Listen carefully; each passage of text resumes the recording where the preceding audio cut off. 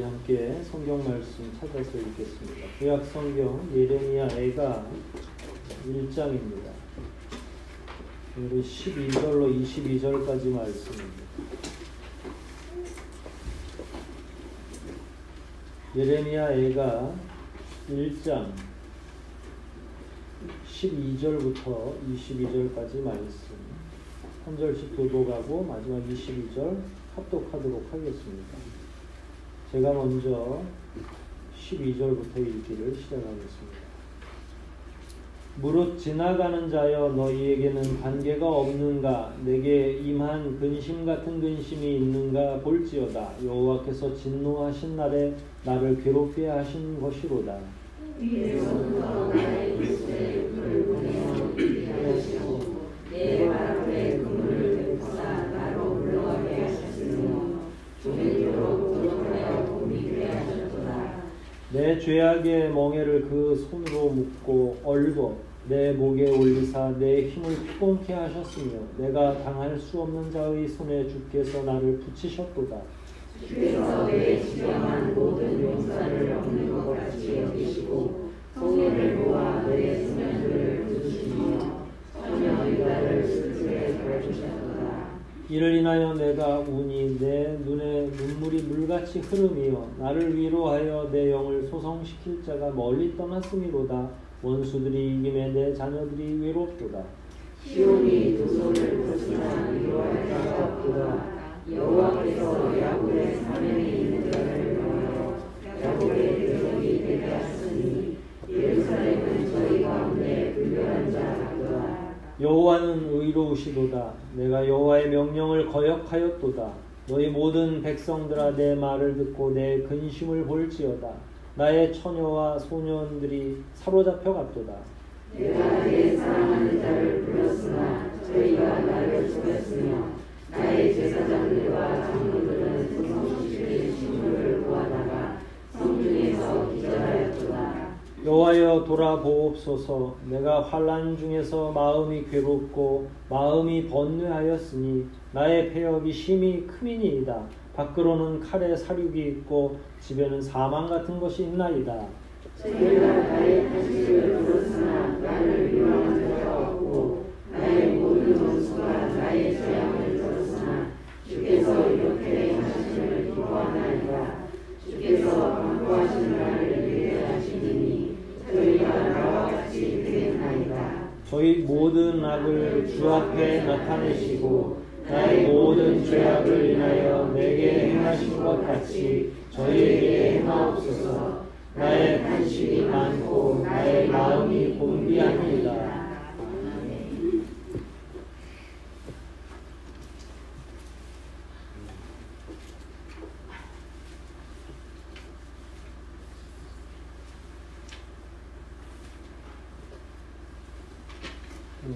오늘 우리가 지난주에 연결해서 지난주에는 한 구절 한 구절 그 말씀 속에 들어있는 이스라엘이 어떤 고통을 당했는지 그걸 예레미야가 자기가 당한 일로 동일시하면서 느꼈던 고통은 어떤 것이었는지를 이렇게 살펴보았다면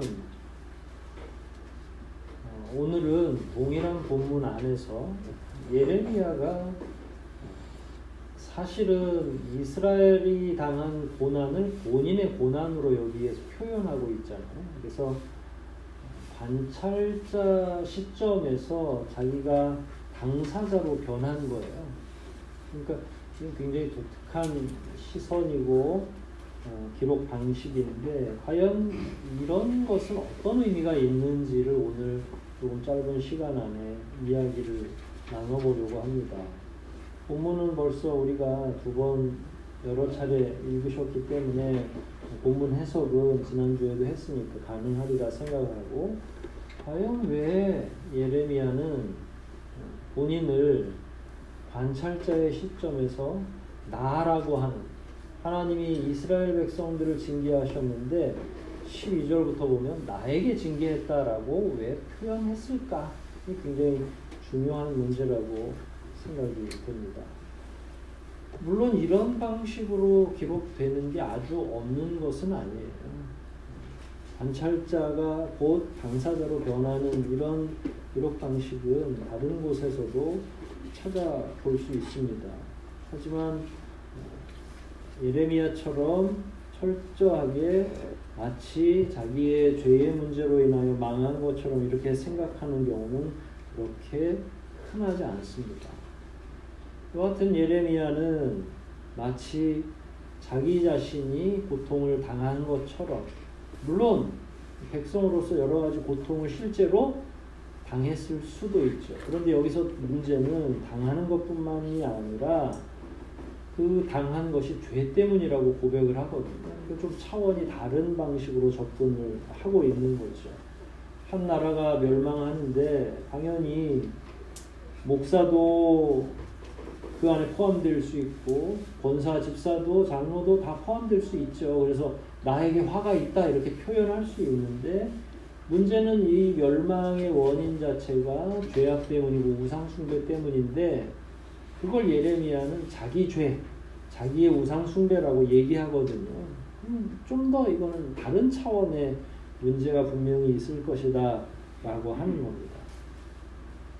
왜 쉽지 않냐면, 이렇게 일종의 말하는 자의 입장이 달라지는 게 왜 쉽지 않냐면, 관찰자이거나 혹은 시차적으로 봤을 때 예레미야를 기록할 때와 예레미야 애가를 기록할 때는 완전히 다르거든요. 예레미야를 기록했을 때는 주로 내용이 무엇이겠습니까? 회개하라. 회개하지 않으면 하나님께서 징계하실 것이다. 그런데 그 안에 정치도 너무 갈갈이 찢어져 있어서, 말했죠. 벌써 2번, 3번 설교하는 동안에 우리는 우리가 지켜야 된다 하는 그런 사람들도 있고, 또 이집트파 같은 경우는 또 이집트와 화친해서 거기서 군사를 좀 데려오는 게 좋지 않겠는가. 근데 어떤 사람들은 아니 그 시대는 갔고 지금 저 아수르 지역에 있는 바벨론이 통일해가지고 지금 우리를 밀고 내려올 건데 바벨론하고 친한 게 더 좋지 않겠어? 뭐 이런 상태에서 아직 망하기 전까지 최후의 순간까지도 예레미야는 뭘 촉구했어요? 그렇게 하면 망하니까 회개하라라고 하는 걸 촉구한 거죠. 근데 이 애가를 쓸 때는, 예레미야 애가를 썼을 때는 어떤 상황이에요? 이미 사태가 다 끝났어요. 다 망하고 왕은 잡혀가고 눈도 빠지고 쇠사슬에 잡혀간 거죠. 그리고 유능하고 젊은 왕족의 후손들까지도 전부 다 잡혀간 거죠. 바벨론 강가에서 우리는 언제 돌아가나 매일매일 자기네끼리 모여서 노래할 정도로 굉장히 슬프고 고통스러운 시간을 보내는 거죠. 예레미야 개인적으로 봐도 확연하게 다르죠. 관찰자일 때는 회개를 촉구하고 이렇게 살면 망할 것이라고 이야기합니다. 그러면 망한 다음에는 뭐라고 얘기를 해야 돼요? 일반 상식적으로 보면 더 이상 할 일이 없으니까. 왜냐하면 선지자 역할이 예언해서 사람들로 하여금 경각심을 갖게 하고 사람들이 회개토록 하는 것이 가장 중요한 사명일지인데, 망하기 전까지는 그 사명이 막 끌어올라서 어떻게 해서든지 한 사람이라도 망하지 않게 경고하는 거죠. 그러나 망하면 어때요? 이미 사태가 다 종료된 거예요. 그러면 취할 수 있는 게 별로 없죠? 그럼 그 다음에 이제 낙향을 해서 자기 고향에서 조용히 살면 이제 은퇴해가지고 농사나 지으면서, 혹은 양치기들은 양을 쳤던 선지자들도 있으니까 양치기들은 원래 양을 치던 자기의 자리로 돌아가면 되죠. 그런데 예레미야의 사명이 아직 안 끝난 것 같아요. 왜냐하면 2편까지도 기록을 한 거죠. 그게 이제 예레미야 애가가 된 건데, 사건이 일어나고부터는 예레미야는 지금 이스라엘이 멸망해가지고 엄청난 고난을 당하고 있는 것이 결국은 내 문제구나. 내가 마음이 아프구나. 내가 지금 고통을 당하고 있구나 하면서 눈물을 흘리고 있는 거죠. 예레미야는 더 심각하게 14절과 18절에서 보면 하나님이 이스라엘에게 징계하셨도다 이렇게 표현하지 않아요. 누구에게 징계했다고 표현하고 있습니까? 14절과 18절에는 주어가 누구예요? 자기 자신인 거예요. 하나님이 나에게 죄악을 물으셨구나. 내 죄로 만들어진 내 죄악을 뭉뚱그려가지고 그걸로 뭘 만들었냐면 14절에서는 멍에를 만들었다. 그러니까 죄가 작은 것도 아니야. 얼마나 죄가 많았는지 그 죄를 주물럭주물럭 해가지고 하나님이 예레미야의 어깨에 멍에처럼 탁 얹어버리고. 그러니까 죄가 조금 있는 게 아니라 굉장히 많다고 표현을 한 거죠. 8절에서는 뭘로 표현됐어요? 여호와는 의로우시다. 내가 여호와의 명령을 거역하였도다. 하나님의 명령을 거역했다는 거예요. 사실 예레미야가 원죄의 문제를 이야기한 거라면 예레미야는 이 말을 한 게 맞죠. 원죄도 있고 뭐 살아오면서 좀 죄를 저질렀을 겁니다. 그런데 이스라엘이 저지른 범죄가 무엇인지를 한번 생각해 보면 예레미야가 이렇게 대답하기가 쉽지가 않아요. 왜냐하면 이스라엘은 왜 멸망한 겁니까? 이스라엘은 무슨 죄를 많이 졌죠? 네. 마스크를 쓰시니까 이게 말씀이 잘 안 나와요. 우상숭배. 영적인 음란.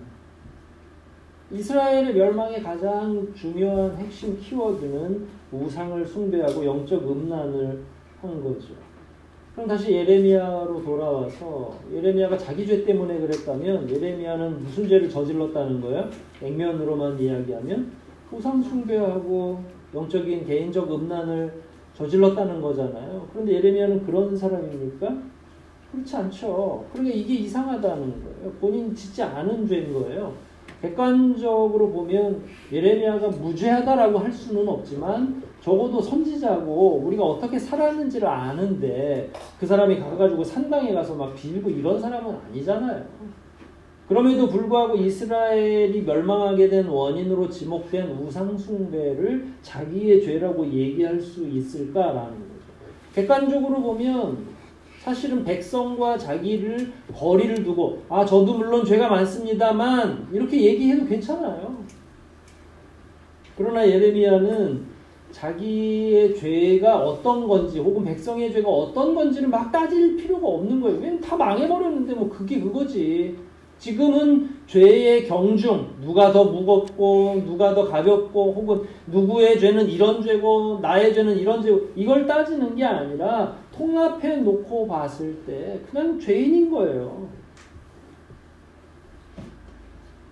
그리고 사실 큰 문제가 생기잖아요. 나라 안에서 큰 문제가 생기면 사람들이 웅성웅성 모이기 시작해요. 그럼 다들 누구 죄라고 이야기하죠? 옛날 같은 경우에 임금이 비가 안 와요. 그러면 누가 막 큰 그야말로 막 굶기도 하고 기우제를 지내기 위해서 안 되면 막 세자가 며칠 동안 밥도 못 먹고 기도하고 막 비가 옵니까? 그럼 우리는 그 연속극을 보면서 순진하게 왕이 혹은 지도자가 죄를 지으면 비가 안 오는구나 라고 생각하겠어요? 그렇게 원래 냉정하게 생각하면 그게 아닌데 사실 군중들은 냉정하게 생각하지 않습니다. 어딘가 누군가에게 화살을 돌려야 되는 거예요. 그래서 국가적으로나 공동체 안에서 어려운 일이 생기면 왕에게, 그 다음에 이스라엘 같은 경우는 종교 공동체니까 누가 잘못한 거예요? 왕 다음에 종교 지도자들이.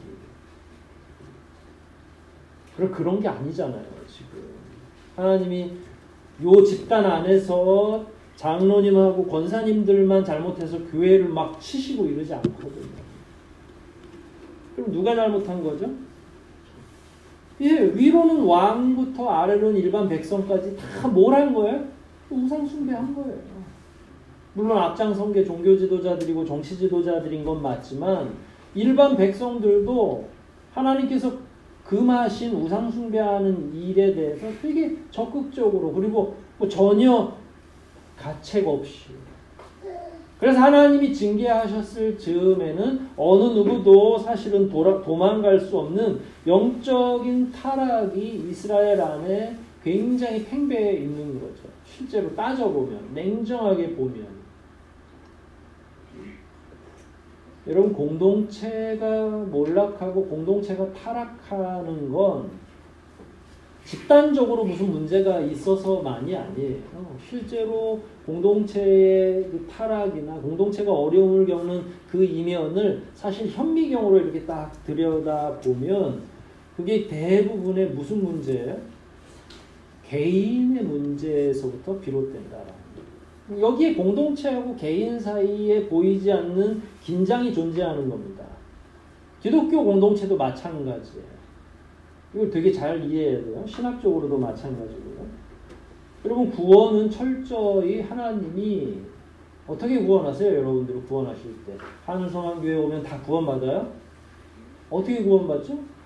1대1로 한 사람 한 사람을 다 부르시는 거죠. 근데 문제는 교회 공동체는 한 사람이 곧 하나님의 성전이면서 동시에 지체라고 표현하고 있어요. 지체라는 건 뭐죠? 몸을 이루는 각자의 역할을 하는 거예요. 저는 예전에 충격적인 그 뿔이라는 거 우리 세대는 다 기억하실 거예요. 알렉스 헤일리의 그 노벨 문학상인지 뭔지 그 한 작품이 영화로 드라마로 이렇게 나왔어요. 노예들을 근데 도망 못 가게 찾고도 하지만 한번 도망가면 발가락을 하나 잘라요. 엄지발가락을 자르더라고요. 제가 초등학교 때인가 봤는데 지금도 안 잊혀지는 거 보니까 너무 충격을 받는 거죠. 우리가 생각했을 때 아니 엄지발가락을 자르면 도망을 못 가나 보는데 빨리 뛰지를 못한다는 거예요. 인간의 이 몸의 균형 자체를 맞추지를 못한다는 거죠. 요즘 또 철없는 친구들은 아이고 그거 뭐 발가락 하나 새로 만들고 뭐 하겠지 그런 시대가 아니에요. 아셨죠? 근데 그걸 보면서 결국은 지체라고 하는 건 굉장히 하찮아 보이고 지저분한 역할을 감당하기도 하고 하지만 그것이 없었을 때에는 큰 문제를 이루는 것이고 더군다나 그런 각자의 지체가 모여서 뭘 이루는 거예요? 거대한 몸을 이루고 있는 거죠. 이게 어떻게 보면 거룩한 교회 공동체 안에서 교회라고 하는 공동체와 개인이 가지고 있는 긴장감인 거죠. 그랬을 때에 각 개인이 하나님 앞에서 건전하게 자기의 신앙 생활을 유지하고 건강하기만 하면 교회 공동체의 건강은 어떻게 되겠어요? 따로 할 게 없는 거죠. 그냥 우리는 같이 모여서 제가 날로 먹는 목회가 그거라고 그랬잖아요. 여러분들이 은혜 충만해가지고 오면 성경책만 벌써 읽기 시작하면 막 교인이 절반이 막 울어. 왜냐면 말씀을 아니까. 이게 언제 했었어요? 느헤미야가 성경 피고서 에스라가 성경책 딱 읽기 시작했을 때 사람들이 다른 거 해서 은혜 받은 게 아니라 일어나서 그냥 성회로 모였는데 에스라가 잡혀갔다가 와가지고 성경책을 딱 피는데 벌써 사람들의 마음이 온통 흥분해 있는 거예요. 그게 각자의 지체가 각자의 삶의 영역에서 최선을 다해서 거룩함을 유지하고 개인 경륜을 유지했을 때는 공동체로 오면 이건 이제 자연스럽게 되는 거죠. 근데 반대로 나 하나쯤 할 때에 어떤 문제가 생겨요? 이스라엘 같은 문제가 생기는 거예요. 이건 하나님의 뜻이기도 합니다. 하나님이 아브라함을 왜 부르셨어요? 아브라함과 그 가정을 왜 부르셨죠? 뭘 염두에 두신 거예요? 뭘 염두에 두셨어요? 아니 너네 가족만 내가 특별히 너네 가족이라 봐야 또 이삭 하나밖에 안 낳잖아요. 물론 나머지 후처를 통해서 더 많은 자녀들을 얻긴 하지만 하나님이 명확하게 지정하는 자식은 이삭 하나잖아요. 이삭 다음에 야곱 다음에 그래봐야 12명 더 낳겠어요. 그럼 고작 한 가정을 하나님께서 구원하시기 위해서 그렇게 그냥 사람들을 모으시기도 하고 그 애 태우면서 아기도 못 낳게 하셨다가 낳게 하셨다가 막 이러는 거예요. 거기서 하나님이 밀당을 하는 거예요. 그 가정 누군가 한 사람만을 위해서 아니잖아요. 하나님에게는 이미 시간이 오래 걸리긴 하지만 뭐가 상상에 포함되어 있는 거예요. 하나님의 계획 안에는 이스라엘이라고 하는 공동체가 이미 염두에 있는 거예요. 그러니까 하나님이 여러분과 여러분 개인, 여러분의 가정을 선택하셨을 때에는 착각하지 마세요. 하나님이 여러분들만 귀해서가 아니라 여러분들도 귀하지만 여러분들이 모여있는 이 하늘소망교회 거룩한 공동체를 위한 하나님의 더 큰 마스터 플랜이라는 사실을 잊어서는 안 돼요. 이런 교회 공동체가 대한민국에 꽉 찰 때에 그 나라가 거룩해지고 하나님께서 대한민국에 복음을 주신 까닭이 거기 있는 거죠. 오늘날 한국 교회가 그걸 자꾸 망각하니까 쪼그라들고 있는 거예요. 큰 교회 중심으로. 여러분, 이 사회 문제를 생각하면요, 답답하기 그지없죠. 우리는 다 가난하니까 아마 여러분들이 거의 동의하실 거예요. 삼성 같은 데서 임원들이 좀 덜 받고 노동자들이 더 많이 받으면 이 사회는 더 좋아질 거라고 생각을 하잖아요.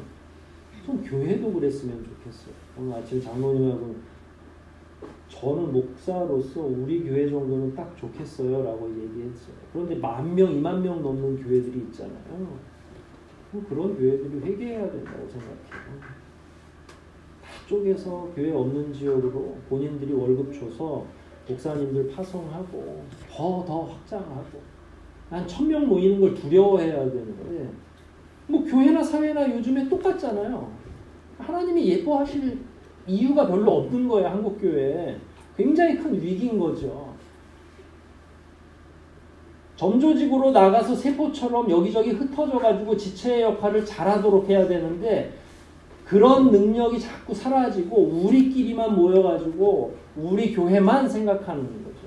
나가서는 힘을 하나도 못 써요. 제가 이 코로나 때문에 첫 주, 둘째 주에 계속 고민했던 게 우리 청년들은 어떻게 하고 있을까? 예배 드리고 있는 거 맞을까? 그것 때문에 마음이 너무 불안한 거예요. 아니 뭐 딴 교회로 가도 좋은데 그 문제가 아니라 정말로 이 사람들이 단독자로 하나님 앞에 설 수 있는가의 문제인 거예요. 이거 허수지요, 다 잘못하면. 그러고 갔더니 또 나름 또 알아서 또 하시더라고. 모이라고 그러니까 다 다시 모였어요. 다행인 거죠. 그런 허수가 어디에 많겠어요? 대형 교회나 중대형 교회나 이런 데는 이제 앞으로 이런 비상의 일상화가 오면 계속 위기가 오겠죠. 그래서 중형교회 이상들이 왜 예배를 드립니까? 그랬더니 뭐 때문에 예배를 드린대요? 교회 운영이 안 된다는 거예요. 목사들 월급 줘야 되고 뭐 해야 되고 뭐 해야 되고. 여러분들은 운영을 위해서 헌금하러 오는 분들인 거예요. 알고 보면. 이게 불행한 거죠. 이게 교회입니까? 대기업하고 다를 바가 없는 거죠. 적어도 교회라고 하면 이런 패턴에서는 나와야죠. 왜? 대기업들을 향해서는 나눠 가지라고 이야기하면서 교회는 대형교회 중심으로 가는 거예요. 이건 하나님께서 만든 그 방식은 저는 아니라고 명확하게 판단하고 있습니다. 물론 그 교회들이 엄청나게 큰 일을 하는 건 맞아요. 그러나 하나님이 정말로 그렇게 규모로 일하시겠습니까? 그럼 박훈성 교사님이나 우리 심원훈 선교사님 뭐 들어오셔야지 뭐. 박훈성 교사님 뭐 교회도 변변치 않고 그냥 함석으로 대충 했는데 그 교회야 그게? 예전에 50년대 60년대 넝마주의들도 그거보다 더 깨끗한데 살았을 것 같은데 교회도 아니지 지금 기준으로 보면. 그러나 하나님이 정말로 원하시는 게 뭔지는 저하고 여러분의 판단 안에 이미 있잖아요. 그런 의미에서 지금 우리가 무엇을 어떻게 보고 신앙이 무엇인지를 명확하게 평가하고 판단할 필요가 있다는 거예요. 하나님이 공동체를 만드시기 위해서, 그렇다고 공동체를 위해서 뭐 개인을 희생하죠, 이런 차원은 아니에요. 이런 긴장들이 있을 때에 오히려 개인과 공동체가 함께 든든해지고 성장해 나아간다는 거죠. 여하튼 하나님은 누굴 부르시든지 공동체를 염두에 두고 하셨어요. 근데 어떤 공동체냐? 거룩한 공동체죠. 그런데 거룩한 공동체를 인위적으로 만들 수 없어요. 그냥 뭐만 잘하시면 되냐면 저하고 여러분은 개인 경건만 잘하십니다. 아무도 안 볼 때 성경 읽으십시오. 아무도 안 볼 때 기도하십시오. 필사도 하시든 뭘 하든. 근데 그분들이 모이면 거기가 거룩한 공동체가 되고 든든한 공동체가 되는 거예요. 개인 경건의 총합이 자연스러운 교회 공동체예요. 그게 교회의 경건이기도 하고 인위적으로 뭔가 우리가 찬양을 너무 멋지게 불러야 거룩한 공동체가 되는 게 아니라 그거 하나도 못해도 되니까 여러분들이 하나님과 건강한 관계를 유지하시다가만 돌아오면 우리는 그냥 편안하게 주일 예배를 너무 은혜롭게 드릴 수 있다는 거예요. 근데 이게 안 되니까 이스라엘이 망한 거라는 거예요. 공동체로 있어도 망하고 떨어져 있어도 망하고. 여러분과 하나님 사이의 그 관계의 척도가 결국은 개인에서 멈추지 않고 계속 공동체로 연결된다는 사실. 여러분의 건강이 결국 공동체의 건강이라는 거예요. 우리 코로나 때문에 잘 알잖아요. 누구 한 사람이 기침하면 어떻게 되겠어요? 여기 그냥 다 전멸하는 거죠. 폐쇄되는 거예요. 그럼 200일, 202, 203명이 다 그러겠죠. 그럴 줄 알았어. 교회에서 예배 드리지 말랬는데 저것들은 도대체 뭘 먹을 게 있다고 교회에서 그렇게 그냥 하지 말라는 걸 할 거요? 막 이러겠죠. 그래서 여러분은 건강해야 될 의무도 있어요. 그 건강이 꼭 육적 건강만이 아니라 영적으로. 죽어가는 교회, 손가락질 받는 교회는 대부분 그렇습니다. 한 사람 한 사람이 이상하게 살아가는 거예요. 자기 삶의 처소에서. 그럴 때 망하는 거죠. 여러분, 집단이 전체적으로 미쳐가지고 잘못돼서 망하는 경우는 거의 없어요. 이단들 빼놓고는. 신천지나 이런 데는 집단 자체가 미친 거니까. 국가적으로도 한 번 있었죠. 2차 세계대전 때. 누가 큰 문제를 일으켰어요? 히틀러가. 게르만 민족의 부흥을 위해서 유태인을 600만 명을 죽인 거죠. 이거는 집단의 문제였던 거예요. 그러나 지금 하나님이 이스라엘을 향해서 이스라엘을 멸망시키기까지 왔을 때는 그럼 이스라엘이 전부 집단적으로 미친 거냐? 그렇지 않다는 거예요. 집단적으로 미치진 않았지만 들여다보니까 왕에서부터 개인에 이르기까지 각자가 알아서 음란한 생활을 하고 있는 거죠. 나름대로 우상 숭배하고 나름대로 음란한 거죠. 참 이게 묘한 게 그렇게 망하면서도 망하는 와중에서도 종교 지도자들은 이스라엘은 거룩한 공동체야 라고 이야기하고 다닌다는 거예요. 읽을 때마다 지금하고 아주 비슷하다는 생각이 들어요. 교회는 아무 문제 없다고 자꾸 착각하고 있거든요. 이 시대에.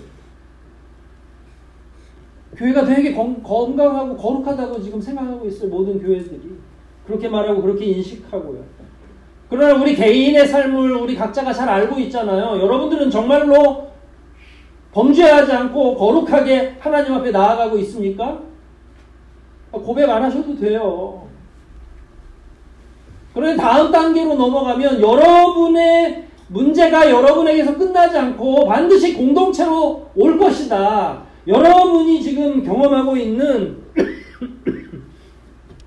영적인 침체, 영적인 범죄 이런 것들은 개인으로 끝나지 않고 반드시 공동체를 훼손하는 것으로. 그래서 이스라엘이 끝내 멸망한 겁니다. 하나님이 그렇게 응수하시는 거죠.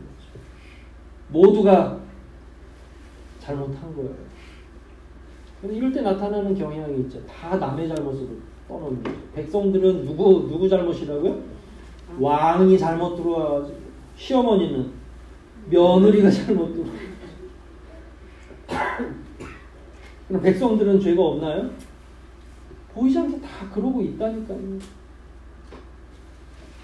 서로 떠넘기고 원인을 타인에게 넘기고 종교 지도자들의 타락이 극심한 거는 맞지요. 그럼 백성은 거룩했습니까? 여러분, 백성이 거룩했다면 하나님이 이렇게 징계하지 않으셨을 거예요. 그러나 가정이 다 망한 거죠. 정도의 차이만 있을 뿐이에요. 그랬을 때 그러면 예레미야는 지금 제가 설명한 이런 내용으로만 본인이 이건 나의 죄입니다 라고 얘기했을까요? 그렇지 않아요. 이건 좀 더 다른 문제예요. 그래서 이 복잡한 거죠. 개인과 공동체 사이에 보이지 않는 비밀스러운 이 연합의 신비가 있다면 그게 건강이든 혹은 건강하지 않음이든 이게 공동체에 급격하게 빨리 영향을 끼친다는 거. 요거 하나가 되게 중요하고, 그럼 예레미야는 단순히 그래 나도 공동체에 속했으니까 나도 죄인이야 이렇게 고백한 걸까요? 그렇지 않아요. 저는 이 본문을 보면서 그런 느낌을 갖는 거죠. 국가가 됐든 하나의 작은 공동체가 됐든 그걸 멸망하고 그게 굉장히 쇠퇴할 때에 과연 그리스도인들은 어떤 자세로 그걸 평가하고 바라봐야 되는지에 대한 명확한 시각을 이 애가가 제공하고 있다고 생각을 해요. 무조건 그냥 이것도 내 죄야 라고 이야기하려고 합니다. 누구의 죄가 더 큰지 그 죄의 경중을 따질 필요도 없어요. 그걸 따지려고 지금 예레미야가 얘기하는 게 아니라 과연 이렇게 큰 위기가 오면 그리스도인들, 오늘날도 마찬가지죠. 이 거대한 전염병의 위기 가운데 그리스도인들은 어떻게 생각해야 되냐? 아이고 그 중국의 그 미개한 그야말로 살아있는 짐승도 막 마음껏 잡아먹고 막 뭐 별거 우리는 상상도 못하는 걸 막 핏째로 먹기도 하고 언젠가 그럴 줄 알았어. 이게 아니라 과연 전 세계적으로 왜 이런 일들이 일어납니까? 진짜 왜? 그걸 어디에다 콕 찍어서 하는 게 아닙니다. 그래서 죄에 대한 혹은 하나님의 그 징계에 대한 책임 소재가 어디로부터 온 것인지 그걸 따지는 게 중요한 게 아니라 하나님의 자녀는 이런 국가적인 위기 상태를 어떻게 보아야 되는가 이 시각에 대한 제공이 저는 본문에서 더 중요하다고 생각하는 겁니다. 오늘 처음에 이야기한 것처럼 멸망 전에 예레미야의 주된 사역은 뭐였어요? 멸망 전에 예레미야의 주된 내용이 뭐죠? 성경책 내용이 경고하고 회개하라는 거죠. 중단해라. 죄를 지으면 안 된다. 멸망됐어요. 그럼 이제 더 이상 선지자는 사명이 없잖아요. 선지자한테 계속 경고하라고 한 건데. 그런데 예레미야는 복도 없지. 하나님이 은퇴를 안 시키는 거예요. 멸망할 때까지면 그리고 그동안에 40년을 사역을 했거든요.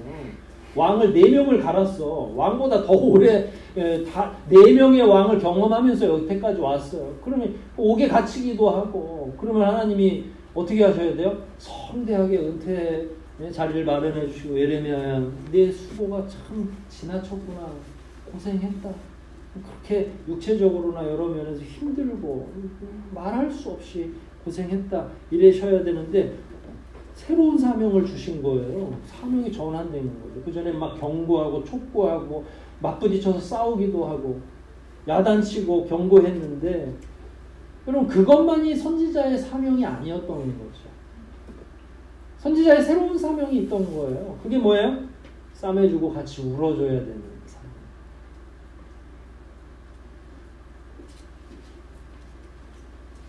여러분 망해도 선지자는 새로운 사명을 감당하는 이게 첫 시간에 제가 얘기했던 예수정신 기억납니까? 도대체 예레미야는 왜 울었을까? 예수정신 때문에 그런 거죠. 어느 한 가정에 아주 지지리도 말을 안 듣는 아들이 있었어요. 아버지가 야단치죠. 야단쳐도 안 들으면 뭐 어떻게 해야 돼요? 뭐 회초리로 더 때리기도 하죠. 또 아버지 막 흥분할 수도 있죠. 막 피가 날 수도 있고. 아버지가 경고하죠. 자식 잘 되라고 야단치다가 안 되니까 매도되죠. 자식이 선을 넘어서 더 타락하면 아버지 마음도 막 찢어지죠. 그래서 결국 큰 일을 치르면 아버지하고 자식 사이의 관계가 끊어져요? 그건 아니죠. 그동안에는 호되게 막 야단치고 때리고 뭐 하다가요. 실제로 문제가 발생해서 사고가 터지잖아요. 그때 아버지의 입장이 변화해야 되는 거예요. 우리가 참 그걸 못해요. 그럼 아버지는 만약에 아들이 그렇게 사고를 쳐서 감옥에 갔어. 그럼 아버지는 제일 먼저 뭘 해요? 호적에서 파나요? 그게 아니죠. 상황이 종료됐으니까 징계하고 야단치던 사역이 아니라 이제는 아버지가 아들을 면회가야 돼요. 안아줘야 되고 회복할 수 있도록 힐링할 수 있도록 치유할 수 있도록 사명 자체가 바뀌는 거예요. 치유의 사명. 아버지니까 선지자니까 하나님이시니까 그래서 하나님이 야단치지만 결국은 하나님이 끌어안고 우는 거죠. 잘됐다, 말 안 듣더니 그럴 줄 알았다. 예전에 우리 부모님들은 막 그런 욕을 많이 하죠. 나가 죽어라. 지긋지긋하다. 그걸 막 눈 하나 깜짝 안 하고 막 하시는데, 그것도 나가 죽나요 또? 원수가 돼가지고 끝까지. 근데 그러다가도 제일 많이 눈물을 흘리는 분이 누구예요? 나가 죽으라고 했던 그 어머니가 눈물을 제일 많이 흘리겠죠. 그래서 예레미야는 애가를 부를 수밖에 없는 거예요. 하나님의 심정을 너무 잘 알고 있으니까 망했구나. 잘됐다. 너네 하나님 말씀 안 듣더니 결국 그렇게 됐구나. 이게 아니라 그 다음부터 태세가 전환되는 거죠. 거기까지 끝났으면 이제 새로운 사역이 되는 거예요. 우리 역시 이 시대 속에서 동일한 생각을 해야 되는 거죠. 그럼 우리는 이 시대에서 어떤 일을 해야 되나요? 스스로 거룩해야 됩니다. 그 당시나 지금이나 변함없이 타락을 경고하는 거죠. 그런데 다시 본문과 우리를 대치시켜서 생각해 보면 지금 대한민국 사회 혹은 이 온 세계가 경험하는 이 부조리 혹은 부조화의 이 사회가 가지고 있는 진짜 원인들은 누가 잘못한 거예요?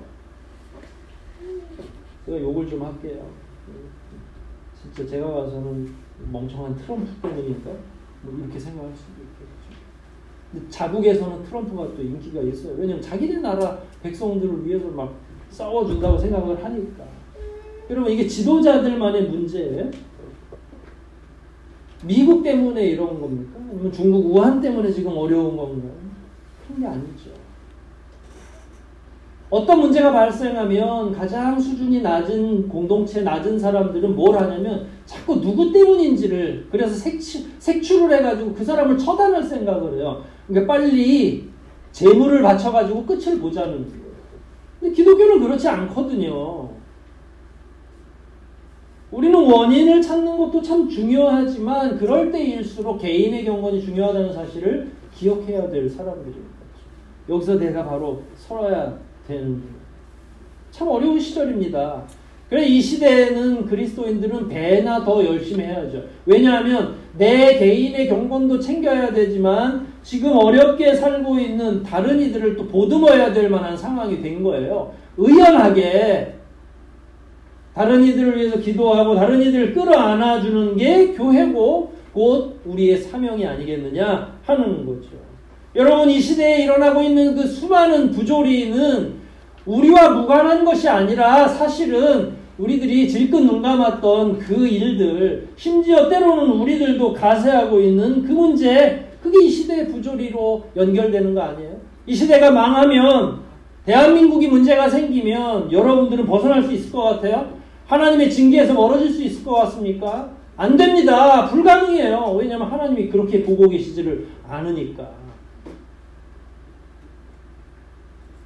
우리는 이 공동체와 상관없는 존재가 아닙니다.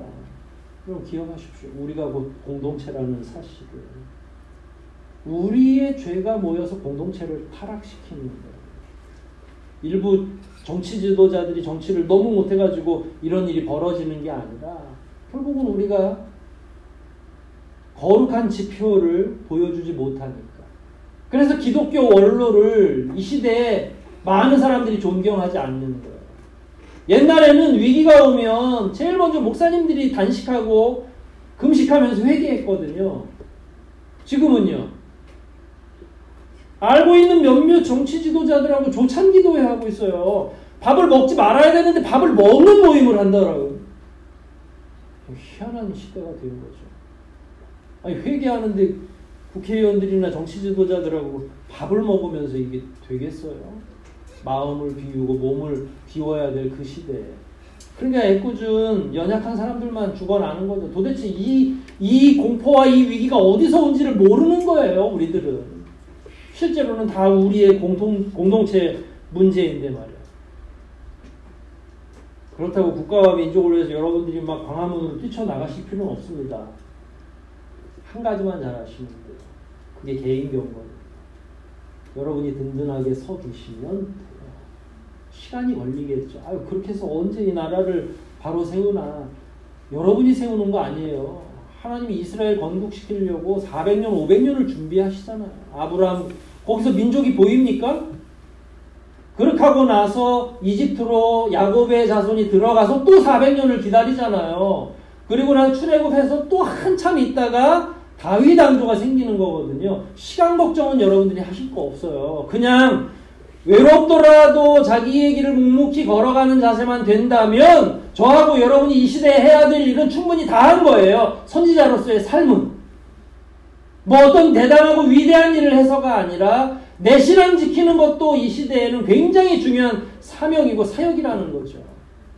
그래서 여러분이 여러분을 지키면 그 다음에 여러분의 가정이 경건해질 것이고 그 가정이 여기에 모이면 이 하늘 소망교회는 빛이 있는 거예요. 이제 그렇지 않으면 이제 다 문제가 되는 거죠. 예레미야가 그래서 운 겁니다. 예레미야가 그래서 그걸 자기의 죄라고 얘기한 겁니다. 그 심정을 저하고 여러분들이 품어야 되지 않겠습니까? 이건 내 죄는 아니지. 지금 이렇게 된 게 뭐 내 문제인가? 그렇지 않아요. 그렇게 생각하지 마십시오. 이게 다 우리의 죄악이고 우리가 기도해야 되고 우리가 싸매줘야 되는 거죠. 저하고 여러분이 여기에서 절대로 자유로울 수 없습니다. 이 나라와 이 민족의 미래가 앞으로 우리 손에 있다는 사실을 기억하십시오. 고작 30명밖에는 안 되지만 여기에서 더 큰 역사가 일어나는 거거든요. 더디더라도 긍정적이고 능동적이고 힘이 있고 그 지조가 강한 신앙인들을 이 시대에도 하나님이 찾으신다는 사실을 기억하십시오. 하나님은 항상 같은 방식으로 일해요. 5,000년 전에도 그렇게 일하셨다면 저는 이 시대에도 동일하게 묵묵히 걸어가는 한 사람을 찾으신다고 생각하거든요. 저는 그게 바로 여러분들이라고 생각합니다. 그 신뢰가 무너지지 않도록 각자의 처소에서 나라와 민족을 품고 기도하십시오. 비난보다는 끌어안고 여러분들의 문제라고 생각하시면서 회개하시고 더욱더 집중적으로 하나님 앞에 나아가시는 저와 여러분이 되시기를 주의 이름으로 축원드립니다. 우리 말씀들 생각하면서 한번 기도하시겠습니다. 예루살렘 성의 황폐 이후에 선지자가 어떤 자세를 취하는지를 우리가 이 시간 묵상해 봤습니다. 대한민국뿐만 아니라 전 세계가 다 큰 어려움을 경험하고 있는데 우리가 전염병을 옮기진 않았지만 그러나 결코 우리 역시 이 문제에서 자유로울 수는 없겠죠. 이 시간 기도하실 때 여러분 스스로를 지켜달라고 기도하십시오. 더욱 거룩하고 경건하게 달라고 기도하십시오. 여러분을 통해서 여러분의 가정이 바로 세워지게 해달라고 기도하십시오. 여러분들을 통해서 어린 자녀들, 그 자녀들을 통해서 또 다음 세대, 하나님이 교회 공동체를 거룩한 공동체로 세우기 위해서 참 많은 시간을 오래 참으시고 길이 기다려주시는 이 사실을 기억하면서 오늘을 잘 살아봅시다. 반드시 하나님께서 크신 은혜로 여러분과 여러분의 가정과 그리고 그 각각의 경건한 그리스도인들이 모여있는 한소망교회가 큰 빛을 발하지 않겠습니까? 그걸 통해서 나라와 민족이 회복되는 겁니다. 그 은혜를 오늘날 우리들도 깨닫고 그 은혜에 일조할 수 있게 해달라고 함께 통성으로 기도하시겠습니다.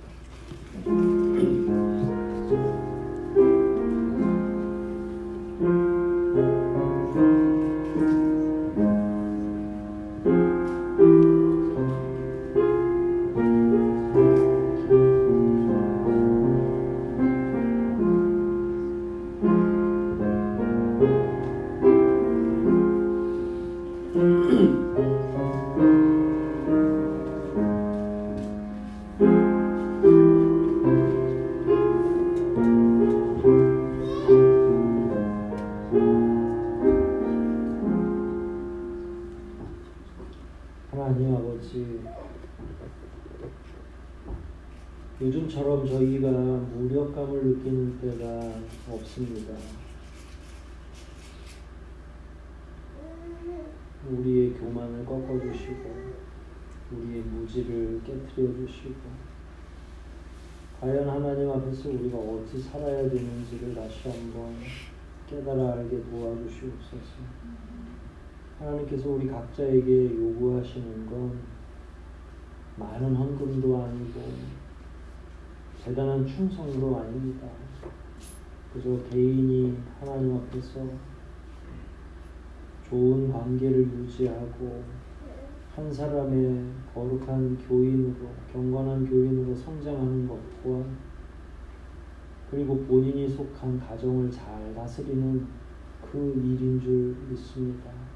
하나님, 우리가 거대한 세상을 변화시킬 수는 없지만 그 세상의 가장 작은 단위인 우리 각자 그리고 우리 가정은 살필 수 있는 줄 믿사오니 우리에게 지혜와 명철을 더하여 주시고 끝내 거룩한 공동체를 이루고야만 하나님의 그 원대한 비전에 따라 우리 가정 또 우리가 속한 교회로 확장되어 하나님께서 원하시는 거룩한 공동체가 형성될 수 있도록 이번 한 주도 최선을 다해 살아가게 도와주시옵소서.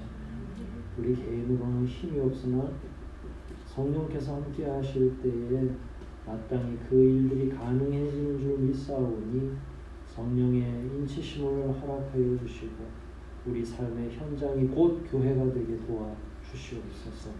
모든 것 주님께 의탁하오며 예수님의 이름으로 기도하옵나이다.